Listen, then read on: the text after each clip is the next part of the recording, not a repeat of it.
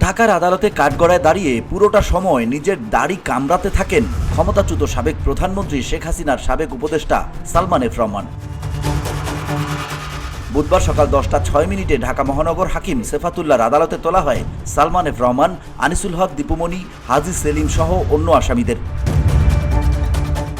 এ সময় helmet, bullet proof jacket ও handcuff পরিয়ে হাজতখানা থেকে বের করা হয়।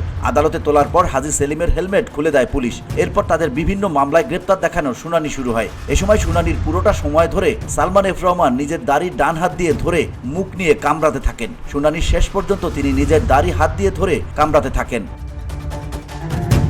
শুনানিতে যাত্রাবাড়ী থানার হত্যা মামলায় তদন্ত কর্মকর্তা তাকে গ্রেপ্তার দেখানোর আবেদন করলে আদালত আবেদন মঞ্জুর করে। এছাড়া যাত্রাবাড়ী থানার আলাদা কয়েকটি মামলায় সালমান এফ রহমান সহ 9 জনকে গ্রেপ্তার দেখানো হয়েছে।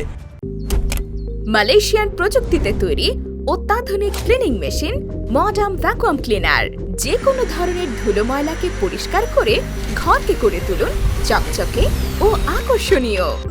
Modem, brand of luxury.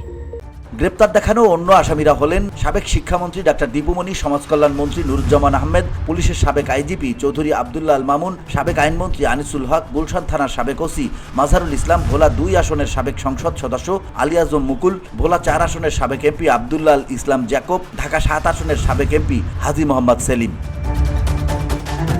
VOD Bangla news desk.